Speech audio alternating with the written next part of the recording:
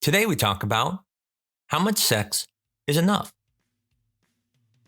I'm Dr. Mark Amos, and this is Taco About Fertility Tuesday.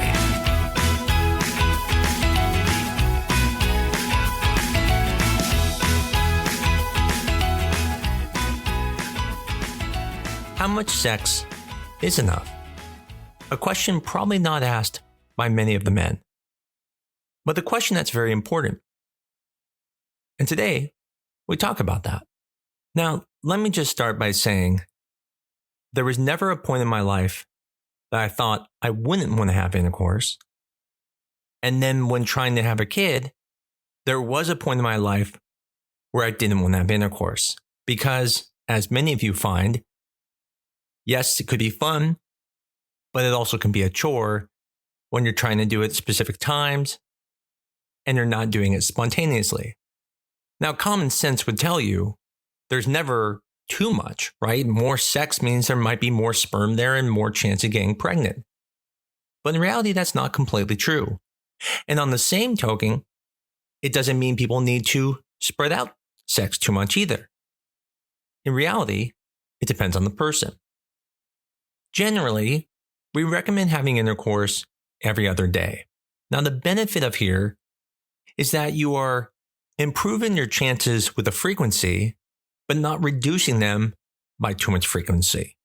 If you are someone who has a borderline normal sperm sample and you are having intercourse every day, then the chances are you could be producing too little on each of those days, lowering your chances of having success.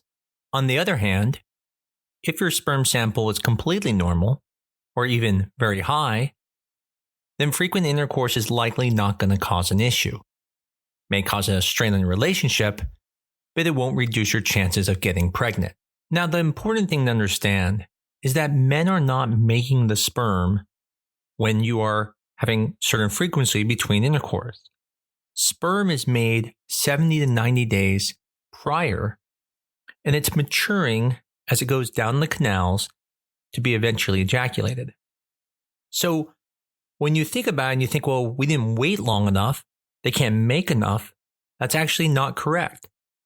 You're waiting for it to come down that tube to be ejaculated.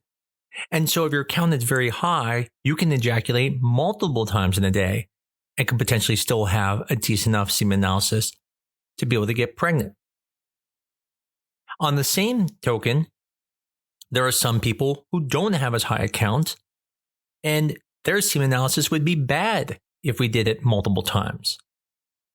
I've had examples where patients have come in to do what are called artificial inseminations, where the partner comes in and gives a bad sperm sample. And we know he has a history of good sperm, so we tell him, come back in again. And they're always thinking, there's no way there's going to be any sperm there. I just gave some earlier. And in reality, that next sperm sample will be perfectly normal. And the reason why is because you're not making the sperm during those two periods. The sperm is just building up and coming down those tubes to be ejaculated. So now that we've covered the frequency of sex, which we say every 2 days is fine, the next question is when to have intercourse. Do you just have it all the time? Which I'm sure a lot of men would say yes. Do you have it in the beginning of the cycle, near the end of the cycle, when the ovulation kits say you're ovulating? So we'll discuss that. So when you're talking about just in general when to have intercourse, you really want to have intercourse prior to ovulation. And the benefit is that the sperm can live in the reproductive tract for up to 5 days. So even if you're not having intercourse on the day you ovulate, the sperm is ready there to fertilize the egg. On the other hand, if you wait until you ovulate, it's possible you could miss the ovulation because once the egg is released, there's only about 24 hours where it can be fertilized and then it dies. And so the way you figure out where your cycle is in the mid-cycle is you take your cycle length and then you subtract about 14 days from the end of the cycle length to figure out around when you're ovulating. So for example, if your cycle was 28 days, then you're probably ovulating around cycle day 14. If your cycle is, let's say, 35 days, then you're likely ovulating on cycle day 21. I would recommend that you should probably start having relations 3 to 5 days before you ovulate. So if you're that 28-day cycle person, you would start on cycle day, say, 9 to cycle day 14. Now, not all of us are fortunate enough to have enough time and freedom to have relations as many times as we want. And so some of us use ovulation kits to not only help us know when you're ovulating, but sometimes they'll also make it so you don't have to have relations too much to get pregnant. Now, with ovulation kits, it's important to understand they do not test for ovulation. What they test for is anticipating ovulation by looking at a hormone called LH, luteinizing hormone. Now, I've gone over this in other topics before where I've explained not everyone is a good candidate for ovulation kits, what are actually called ovulation predictor kits, OPKs.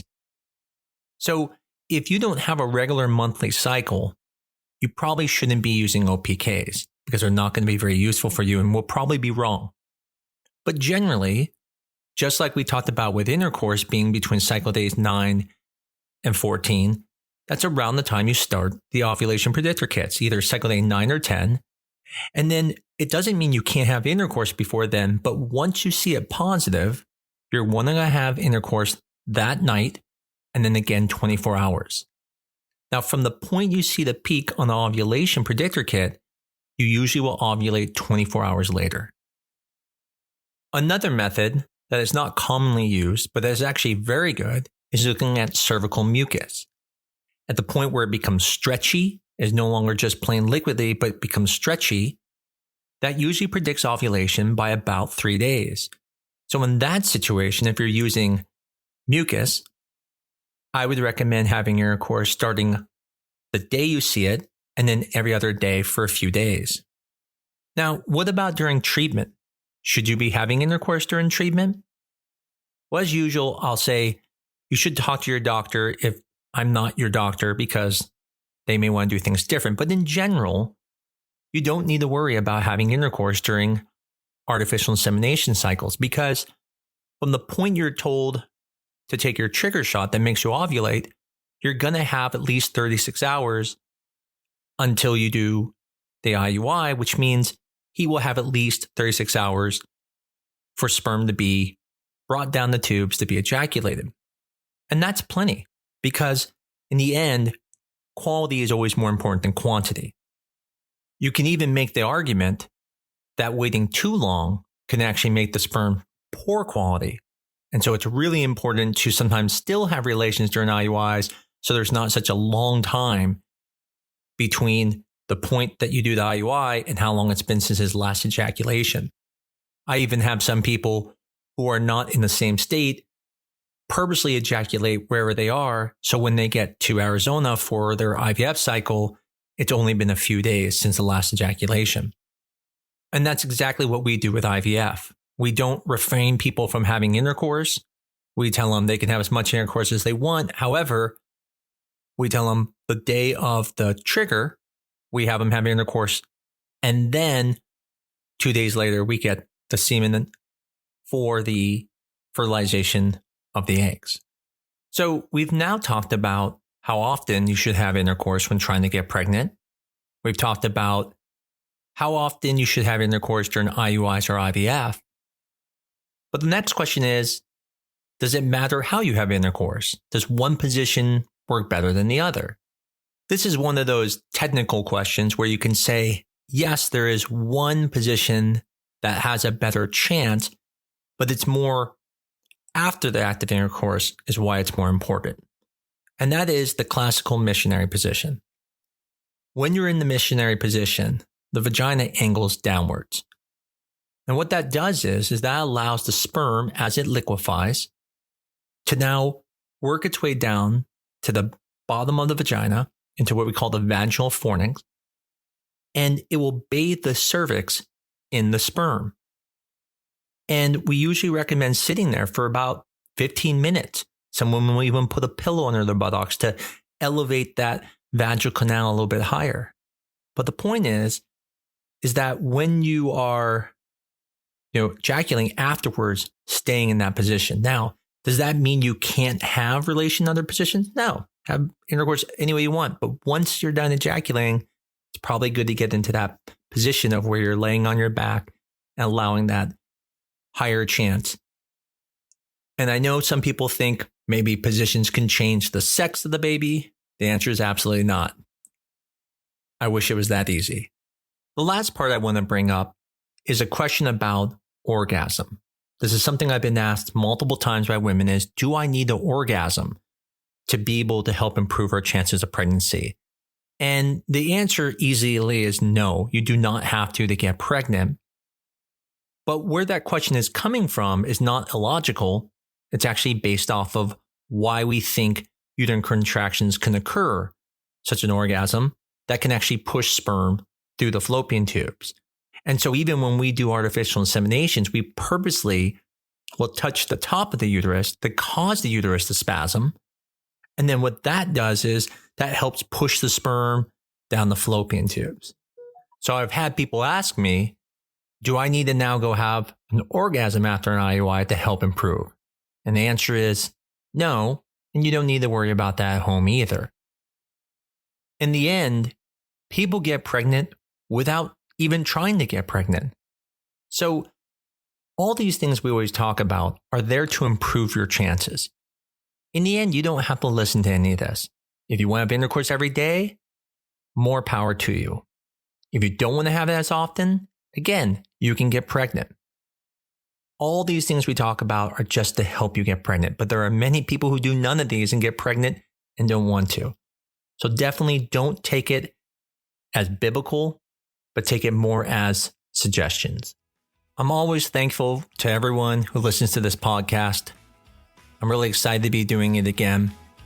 And anytime you can, please review us on Apple Podcasts, Spotify, Google Podcasts, anywhere that has our podcast. It only helps other people learn about us and helps us spread the word.